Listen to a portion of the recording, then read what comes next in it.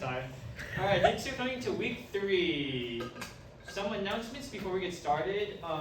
Homework. Okay, I've been getting a lot of questions on like how to submit the homework or how to like go about it. Every week, you guys need to submit the homework, even if it's the exact same Google Colab. I still need you guys to submit it because I need to connect which Google Colab notebook belongs to you. So if you guys just make the changes without submitting it, I have no way of knowing like who did what. So if I open my own Google Drive, and I looked at the shared with me, I don't know who this person is. Oops. I think Or this person, right? Hey, I'm at the top. Do you know who that is? JC? That's me. Jamal Portia? No, I put Jason's course. Oh, so okay, so I don't know whose these are. So every single week, I'm going to need you guys to submit homework and then include your notebook. How to include a notebook is one question that I got, and I will show you guys really quickly. Imagine this is my notebook. I can download it really quickly. Boom. And so I have this file. Notion is really cool because it can you can put anything in Notion. You can put images, you can put like YouTube links, you can just type in stuff. If there is a homework assignment that requires like typing stuff like this, you can do that. Otherwise, you can just do the / and then type in file. Click file and then choose a file and then you just plop it in. And that's all. I do have this other stuff, but honestly, I feel like most of the homework is pretty straightforward and easy that you guys don't really need to answer this. I don't care if you leave it blank or not. All I care about is if you do exactly what's on the homework, which is just submitting a notebook with the code, and then if there is like a word section, just like type in. I think next week's homework will have some stuff, so you guys will need to type stuff up like that. But that's how to submit a homework assignment. And yeah, I require that every week so that I can see your guys' notebook every week. Wait, so you wanted our names on it or what? No, I don't need your names on it because the moment that you guys click this new button, I'll be able to see the author of whoever's part of it. So I created this, so my author thing automatically populates. Jamal, for example, submitted, and so his author thingy already populated. So you guys don't need to, and also the date auto-populates, so it helps me keep track of which homework assignment is being due. So do you still want us to click like the assignment? Like you see, I changed it, but I think I noticed most people didn't put it says, no, on submissions. Yeah. If you click on any of them. Yeah. You can change the assignment section. Oh yeah, so okay, and that's another thing with the homework. Because homework is due on the Friday of the class, so obviously like the homework assignment that I talked to you guys last week is due today. I already expect all of these, like literally all of this should be for today's homework. None of this should be for last week's homework. You guys should all be caught up. But if you want to do the assignment, and click this, because that is what it is, that would be very much appreciated. It's an optional thing though. Yeah. Also, a lot of the comments say that the homework is easy. I'm not gonna ever give you guys. I'm gonna try my best not to give you guys hard homework. All the hard stuff should only be in the group discussions. I know that you guys have lives, and I want to be really mindful of the classes and your work and personal matters. I also don't think that homework is a really good indicator of how much you know the material. I also don't think tests are, so I will never give you guys tests. The reason why I give you guys homework is because we have way too much to do to cover in a 2-hour period. And you guys probably will maybe have noticed this already, but all the homework is going to lead to the actual end goal. None of the homework is like, oh, just do this. It's all for the purpose of the data engineering and the feature extraction and building the model that we're going to be doing down the line. So all of it has a purpose. It's all going to lead to this machine learning journey. So all we're doing right now for the homework that I've assigned to you guys is to basically prep your Google Colab so that when we do actually code the model, we can have the code ready and then we can just run it through and then, yeah. And that's why it's important to stay on top of the homework because in like next week or 2 weeks from now, once we get to the machine learning part, and I'm like, okay, so I'm assuming that you guys already have the code ready, run it, let's do the machine learning part. But if you guys haven't done the homework, then you're just gonna get lost here, and like you're gonna be behind. You know what I mean? So that's my spiel on homework. Please do it. Sorry, one more question. Oh yeah, of course. Does it have to all be in the same collab? Yes, No, please. okay, because I only saw that like just now basically. I didn't realize.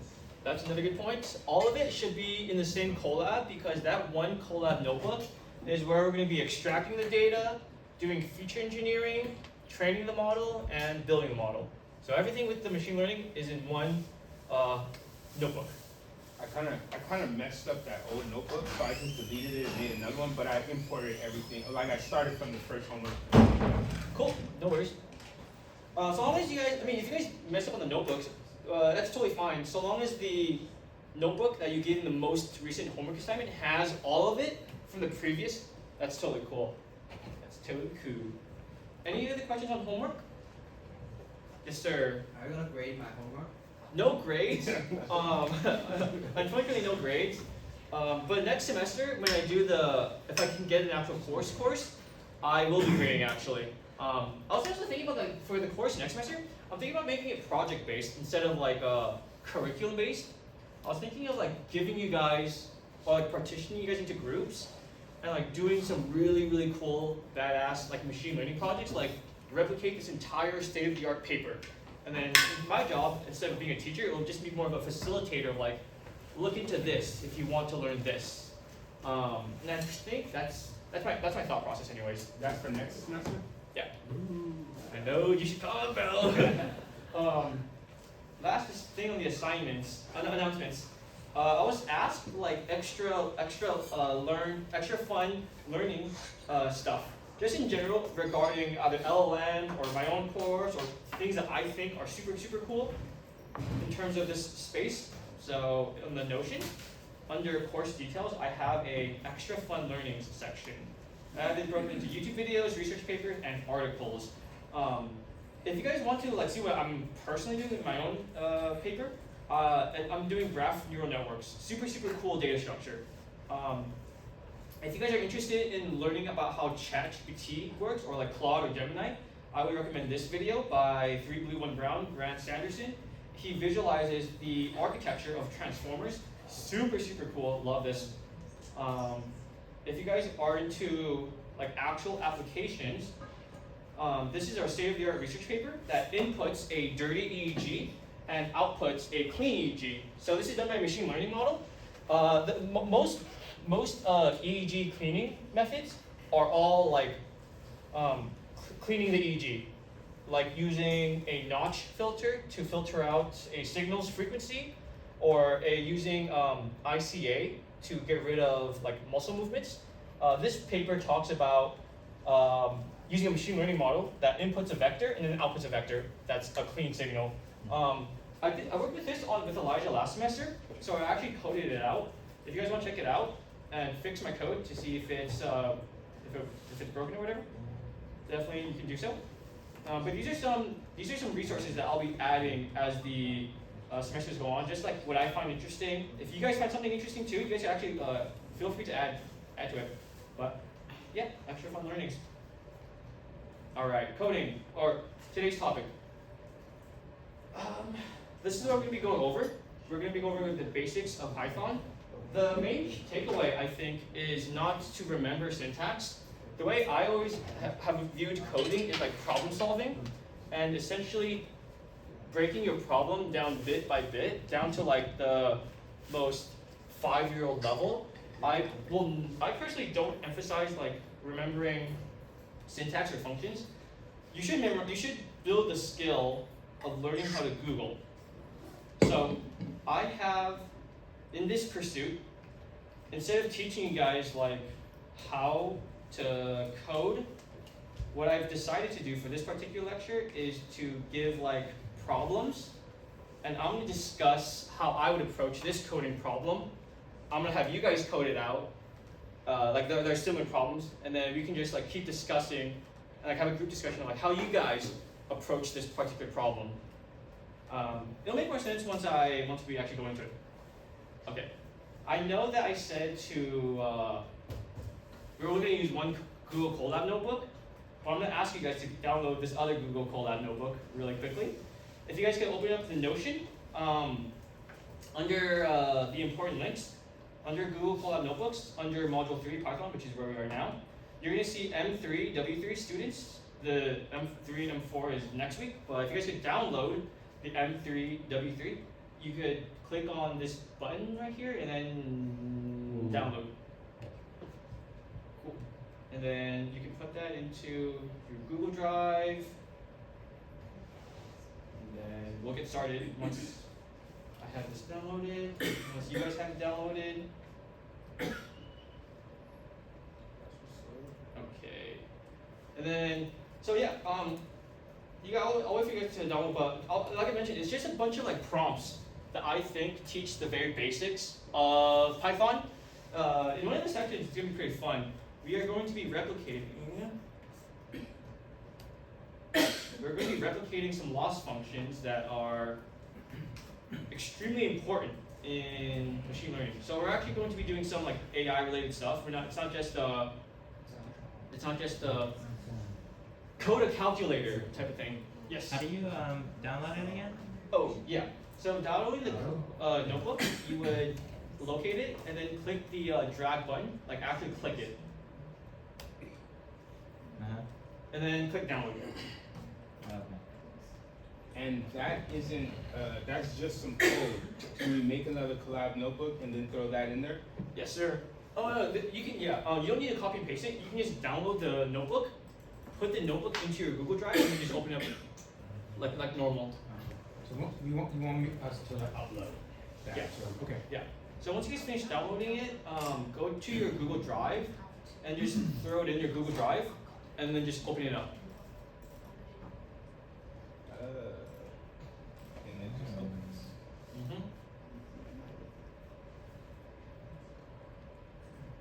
Let me know when you guys what's it called? Got it. Got it. Yeah.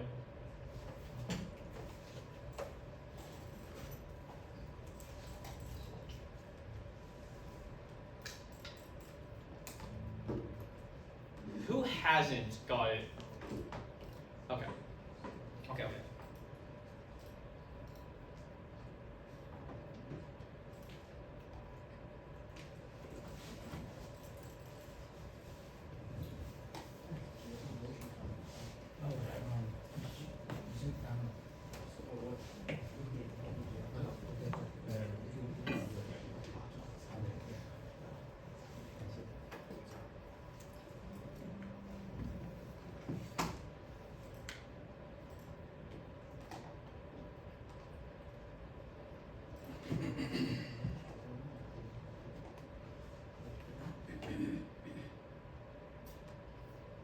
Are you good for us? It seems like it's copied, it didn't make the code file, the code is just the name of the Yeah, file. perfect. Also, double. I don't know if I go to code. Whoa. Maybe I go to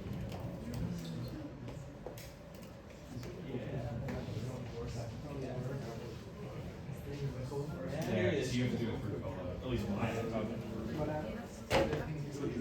Now it's, I tried to put it straight in. You look at it? Take it out. Did you guys know how to do this on this? Let me see. Yeah, 'cause I don't have a laptop right now. What's your name? Oh, so you're, Nice to meet you. you're the, Okay. you already downloaded it? I clicked it, but it She had a meeting.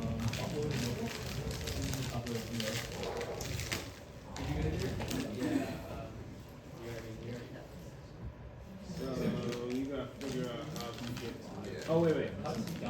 Is there a message? Something like What is it? It's not Yeah, like a 3C. I got it, so I drop it. Was bad over the. Not even. A lot. I at least understand how to use it. Probably because by any means am I good. Yep. Password and there's a lot of stuff in math like that for part paper.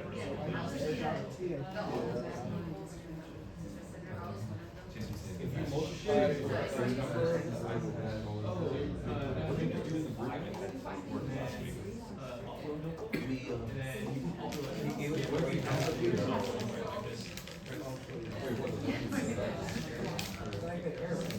Yeah, I had errors like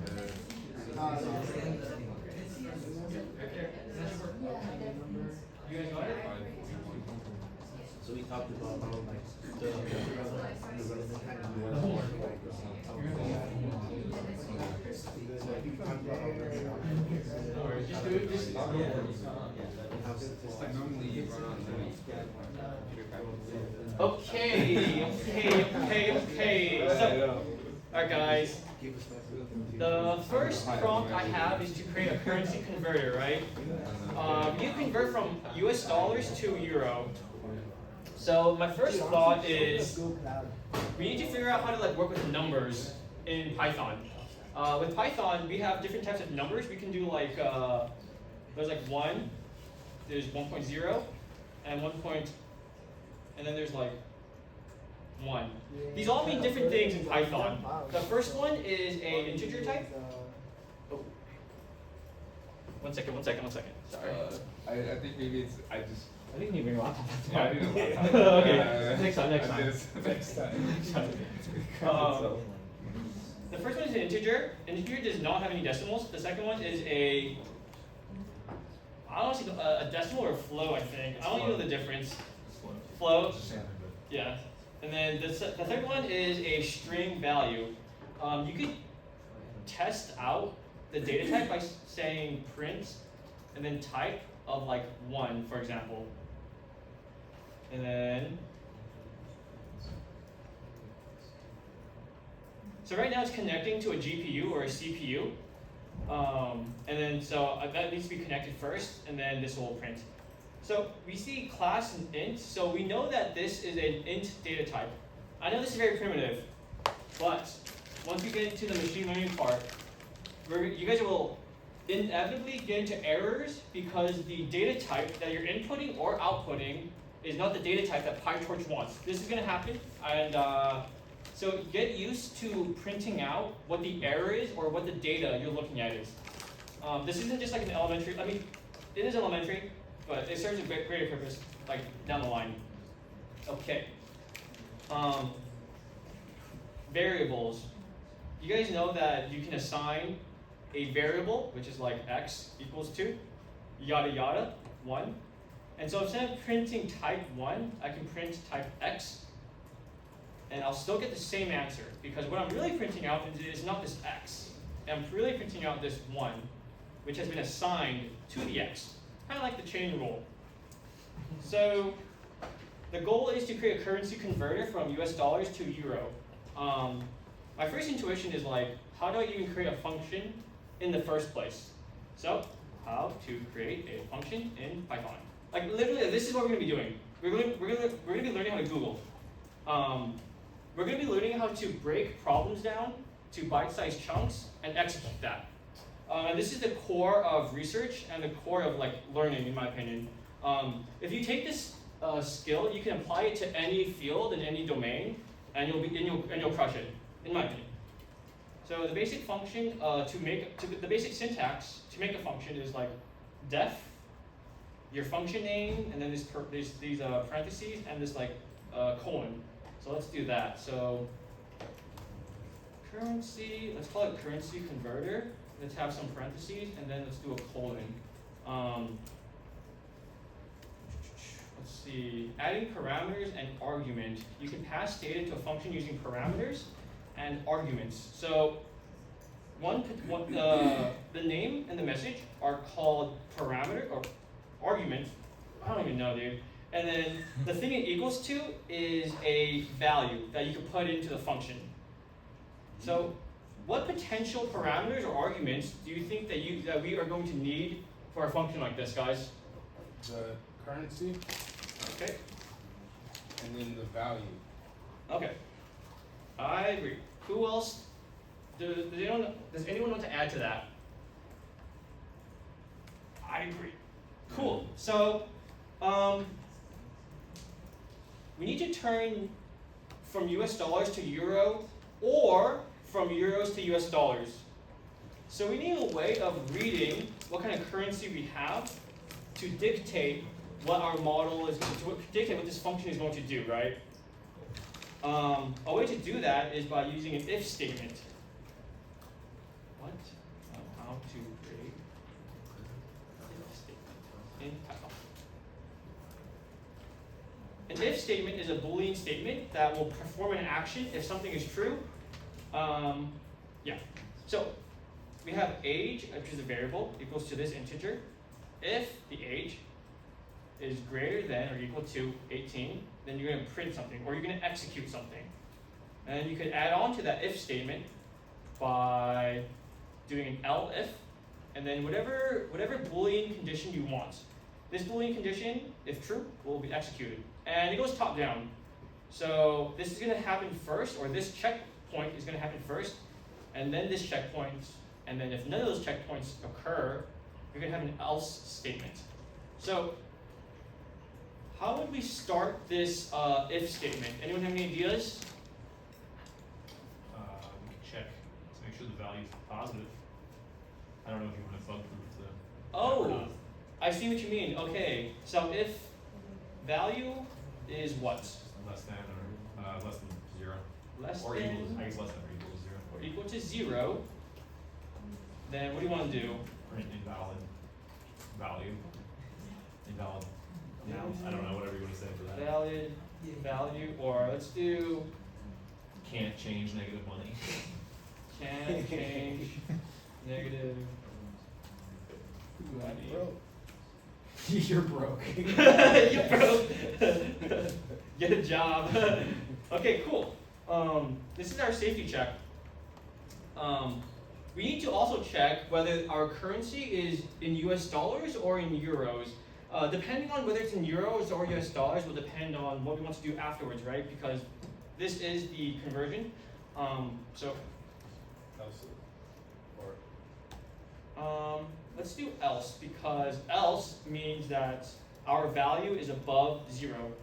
So we're going to check first if the money that we're putting in is 0. If not, then we can actually convert our currency. So we're going to do another if statement, and we're going to check if our currency is in US dollars or in euros. To do a string check, we can Google that. How to do if statements with strings in Python. And like I mentioned, this is just like breaking down your problems like bit by bit. There will come a point where the syntax doesn't matter. It's all about like breaking stuff down into bite-sized chunks, you know? So if the language equals to Python, then do something. If the language .lower equals to Python, then do something else. We'll get into that afterwards.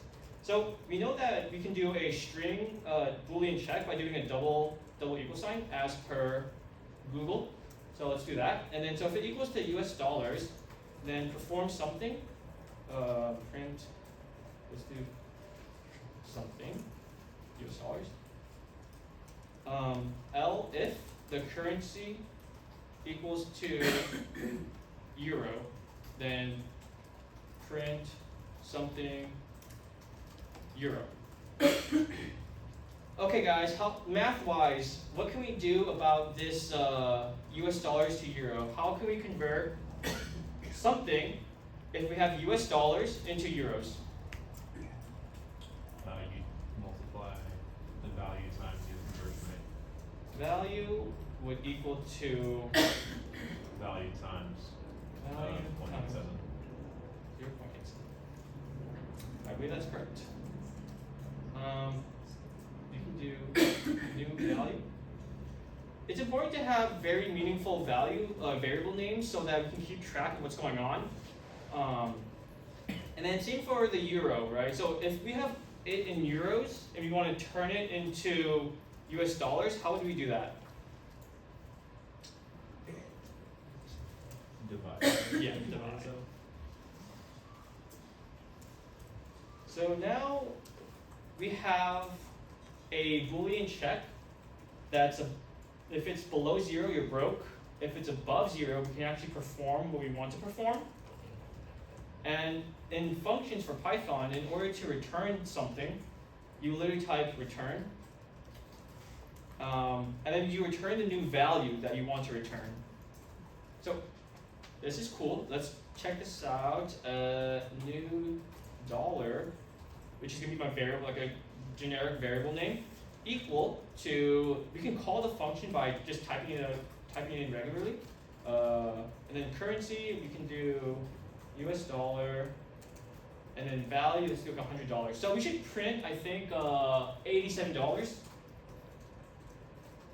right, let's see if this works. Cannot locate variable where it's not associated with the value. I honestly don't even know what that means. Let's see, let's problem solve. Cannot access local variable where it is not associated with the value. You made your new value inside of the if statement, so. Yep. Yeah, So how would you guys fix this? you can define it outside of the statement Why was that necessary? because of scope in Python. Yeah. So the reason why we need to define this generic value outside of this if statement, this nested if statement, is because this does not exist outside globally or like in the context of this function. So we need a way of saying, hey, hey yo bro, this exists, don't worry about it. Make sure it's actually a thing. That's what this line is doing. So once we tell that like this variable actually exists, then we can do some manipulations and we can eventually return it. Okay. We got 0. Why do we get 0? You need to capitalize USD in your new dollar currency converter call, and you pass the argument. Exactly. So another way to, we need a way to accept any type of capitalization, right? I purposely put capital S, capital U, capital S, and then lowercase d. We need a way to ensure all US dollar, USD, regardless of capitalization, is accepted. So a way to do that is to say, like lower currency equals to currency dot lower. The dot lower is a function or a method or whatever to lowercase all string values. So how to lowercase string values in Python?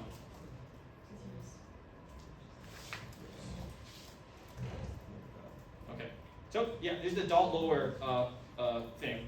So if we have a text that says hello world and we do a dot lower, we can print that out and it will now be just lowercase hello world. So this, I don't know, should work, I hope? No, it does not work. Okay. So what's happening right now is it's seeing our new value, we're returning new value, but nothing in here is being executed. The reason why nothing here is being executed is probably because our value is, maybe this Boolean statement is wrong. The value is greater than, or less than. You want it to be, you want it to be value? No, this should be right. This is actually really crazy. Is it because? The name of it is lower currency, and your if statement's listing currency.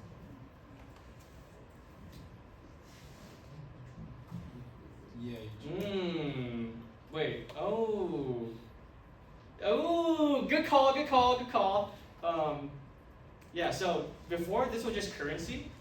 So this wasn't checked. It was actually the parameter within this function, and the parameter within this function in our actual execution is capital S, capital U, which is why this was never executed.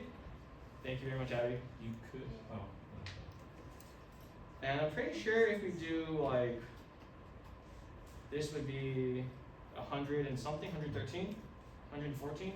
Cool, so this works.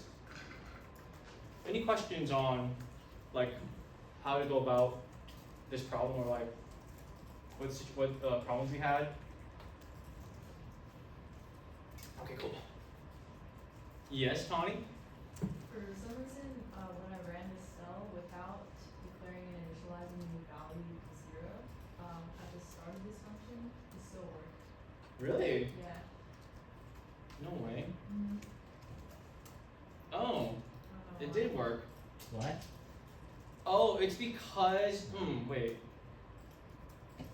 It worked, or is it correct? It did work. So if I commented this out, Uh-huh. and it did work, we still get 114. Oh, that's a dot. I wonder what the error we got before was. Maybe it's just a variable issue because you changed lower currency to currency too. Maybe there's a misspelling of currency somewhere. Maybe. Well, this wouldn't work if this wasn't executed. So if the value was indeed lower than 0, we wouldn't be able to return anything. So we would get an error there.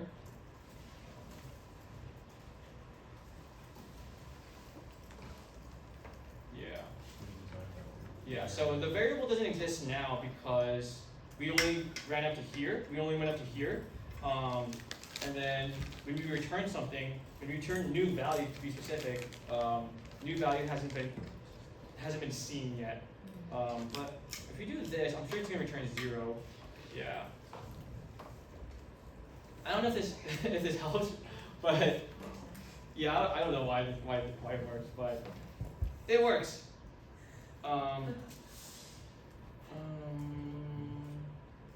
We're kind of strapped on time, so I'm just gonna go ahead and skip this problem. Okay, next problem. We have a list of words, and we want to return a dictionary that looks like this, where every single word has the count of the word. So we need to do a function again. Let's define word counter. What are the inputs that we would like to have for this function? What do you guys think? Or like the parameters, I should say. So we're doing this inside the word counter. Yeah.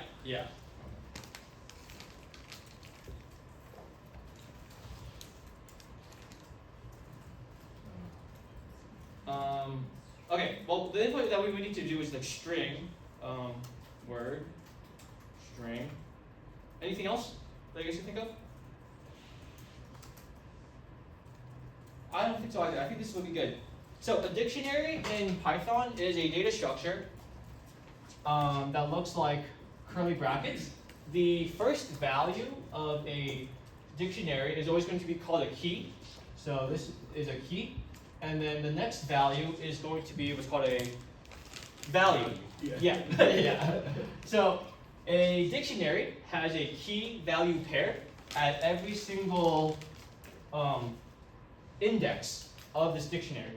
So you can have another key value pair, another one, and so forth. The goal of this particular function is to take a string of words and to return the word, like rule, and the frequency, or the number of times it occurs within this string. Any ideas of how to get started, or any ideas of how to approach a project like this? We're going to need to iterate over the string. We are going to need to iterate over a string. How to iterate over a string in Python. For each word in something, right? For car and text. In the loop. This is not going to work because car means character, and so what this is doing is it's going to be looping through P, and then Y, and then T, and then H, and then O, and then N. We don't want that. We want to loop through words. Let's strings have a method that allow you to split them using a delimiter. Yep. So Right here. You're going to be doing a method called dot split. So let's do that for words or word in, what was it? Sentence dot split dot, okay. So it'll be, well, we're going to be splitting the word string, whatever the input is. Split. Okay.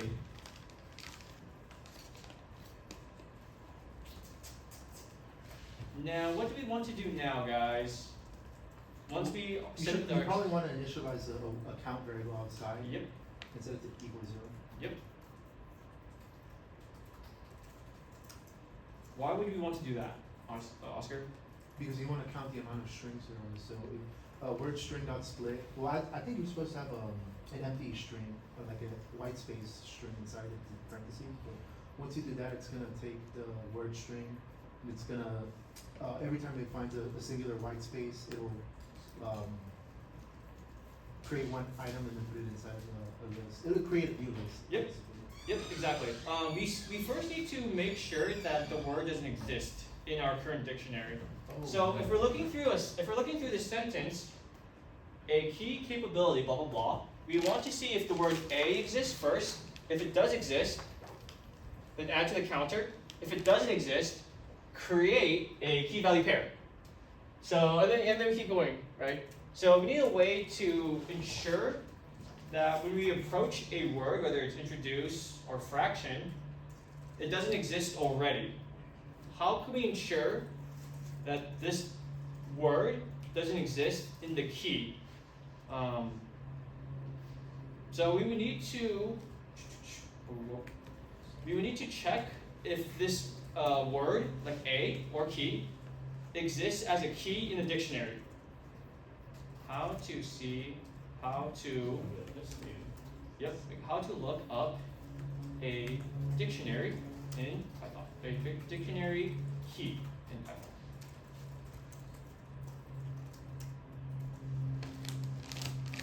And this is exactly what we would do. So as I mentioned, a dictionary is made up of a key and its respective value. And here, this example, we have a key called name and then a value of Alice. In our example, we want a key of a word and a value of the count of that word. So we first need to see if it even exists. So if word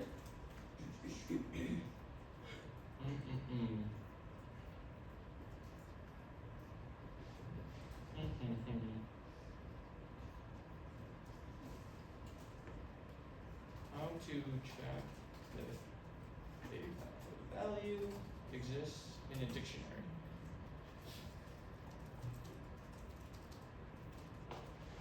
Okay, cool, perfect.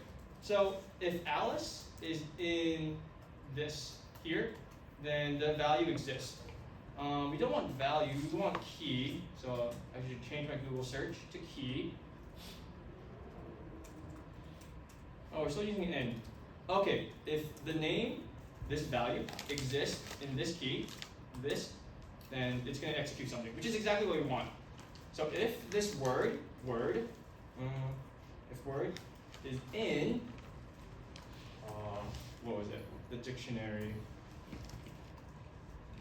Okay, so we currently don't have a dictionary, so we need to initialize a dictionary. Isn't example string your dictionary? Or is Example string is just a string. Just a string. So word dict equals to initialize a dictionary. So if the word exists in word dict, then we need to do something. We need to do a counter for this word, like the first word, right? So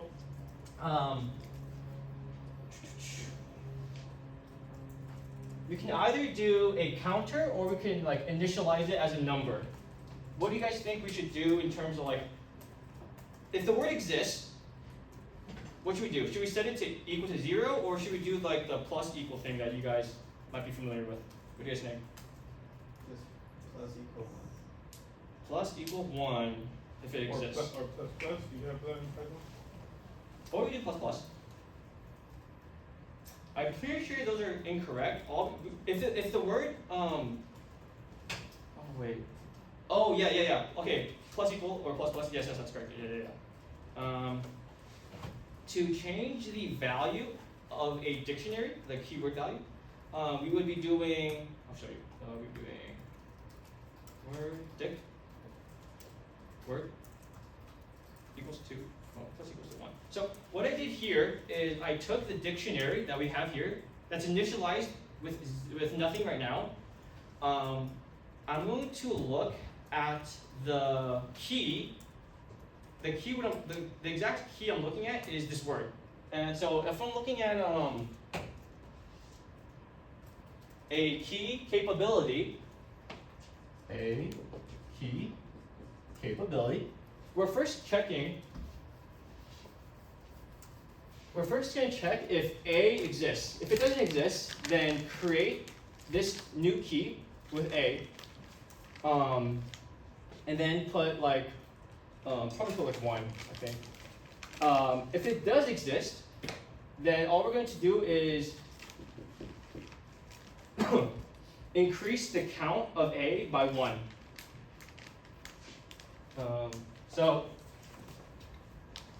that's kind of what we're doing here, except we're saying if the word is in dictionary, which means the word does exist already. So the only other option would be is if the word doesn't exist. So if the word doesn't exist, then we would be taking the exact same thing, but changing the right-hand side. Any ideas of what we'd be doing to the right-hand side if the word doesn't exist? Like equals to 1? Plus equals 0. Equals. Why would it be 0 though, if the word exists? Oh, but if the word, you said if the word doesn't exist. Yeah, exactly. If the word doesn't currently exist in our dictionary, we want to make it exist And set the value to 1. and set the value to 1. Oh, Because that's our first initialization of that word then, if it doesn't exist. And we did run into it. Does that make sense? okay. Does it make So if the word does not exist, you want to make it exist or Yeah. oh So we're going to do the whole project, or this function, is to count the frequency of words. Yeah. Okay, so Josiah's right. We do want to set it to 1. And then let's return this dictionary. I don't think word count would be needed. Let me comment this out. And then let's example dictionary equals to word counter, and our input, which is this right here, is going to be this example string. And then let's print out the example dict.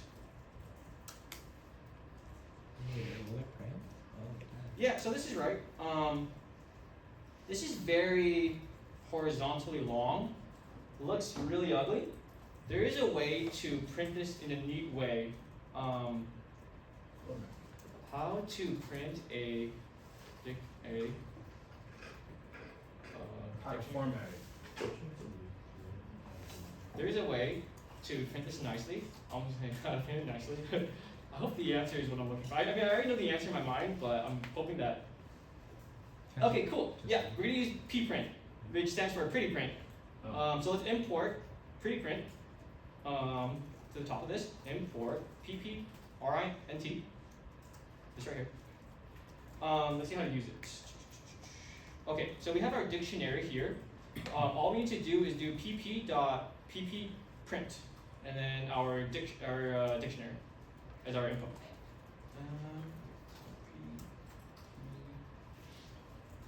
pp.pprint. And if I run this, okay, cool, perfect.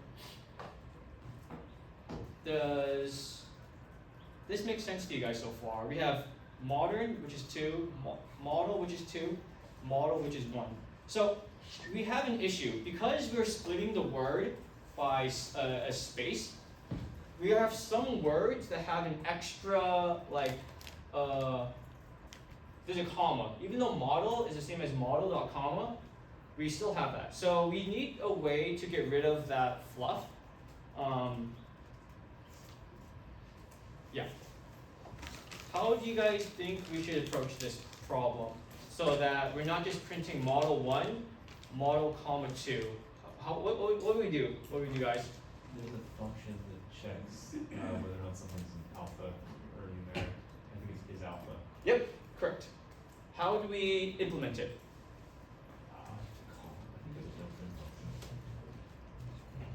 You can do it, I think, in the if statement with I can't remember what it's called, like with an and. Like if it's in there and it's alpha, if word is alpha. But we want to loop through each individual character now, not the word. Oh, sorry, I misunderstood. Yeah. I'm sure it's clear. So strategy would be to loop through every single word here. So we would do an inner nested for loop. So right here, we're looping through the words through a space. So if there's a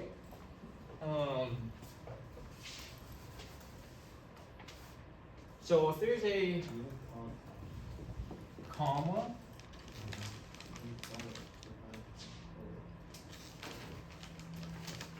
okay, so because there's a space here, when we're looping through this long sentence, this is going to be one value in our for loop, and then this is going to be another value in our for loop.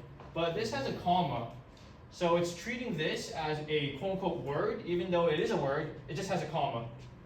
So the thought process I have, I don't even know if this is the best way to go about it, is to loop through the word, this word quote. So now we're going to be looping through model, comma, and if the last value is not a letter, then get rid of it and return the word.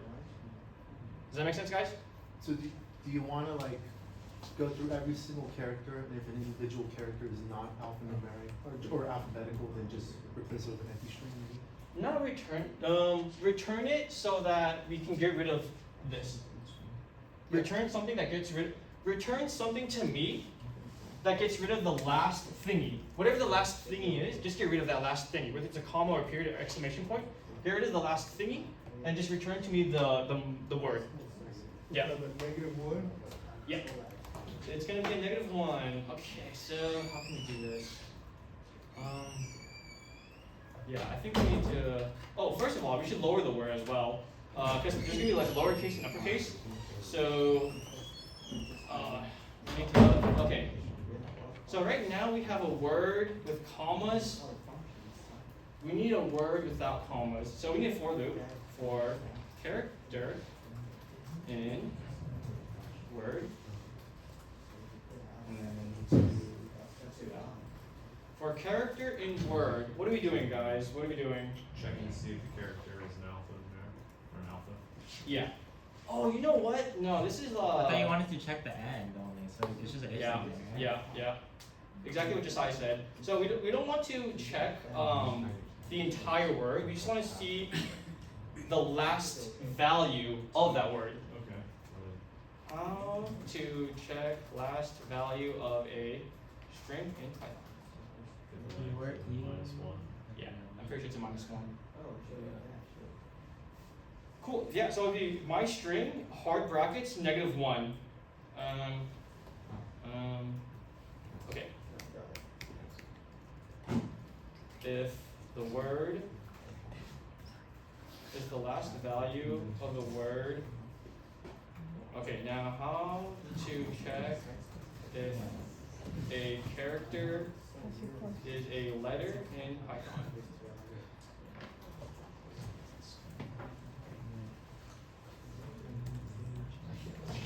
What about for words that have like a hyphen in between? Oh, that's a problem for another day. Okay, so is alpha is the method we want. If it is an alpha, it's gonna return true, I believe. So if this word, if the last value of this is alpha, You have to get the string length of word -1. the string length. What do you mean? Word dot length? Yeah, like I can't. I'll look it up. It's a function to get the length of a string, and then you have to do it -1. Maybe -1 in brackets works. Maybe that's a shortcut, but. Is it a shortcut? This is an alpha. Yeah, the len.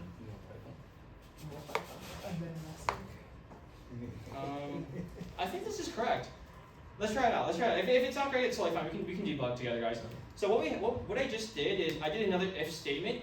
If the last word is indeed an alphabet letter, then we can go on about our business, which is nothing new. So let's actually run this and see if it works. It does work. Okay, we don't have model anymore. Damn. Remember we had model, and then we had model comma, and model comma had 2 count. So now that's gone. Don't know why. We'll figure it out. Okay. Oh, okay. It's because model comma is indeed non-alpha, then nothing is gonna occur. That word isn't even gonna be counted. So model comma isn't even gonna be like recognized. So that's good. That's exactly what we want. Because we need a way to say if this is not alpha, which is this right here, we need to execute something. We need to get rid of that last string. How to get rid of the last character in a string in Python.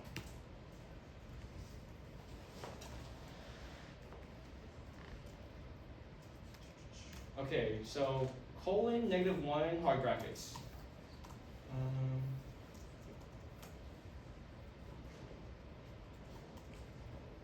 Wow, okay.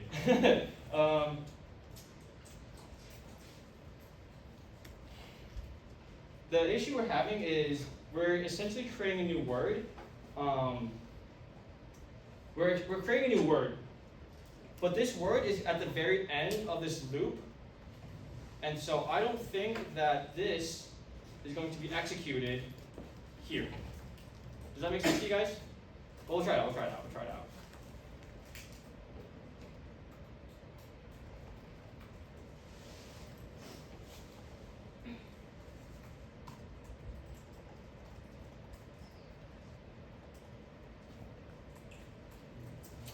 Oh, you know what? And I think we can copy and paste this part here. Okay, let's try this. What?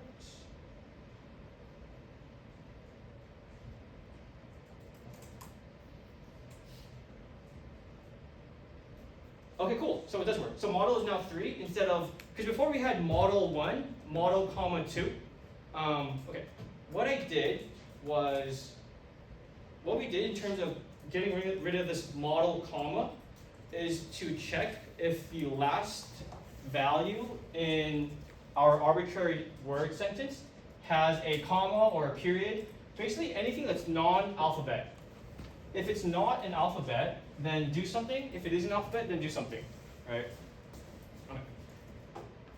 If we have a word that has no commas, which means it is alpha, then proceed as normal and turn that into a key value pair.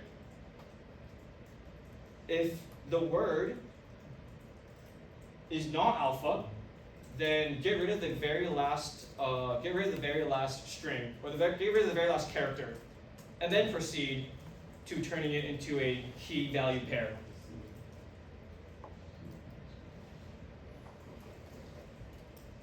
Questions? So it is 3 o'clock. I want to give you guys a break. Let's do a break for 5 minutes, and then we can get back to it. If you have any questions, you guys could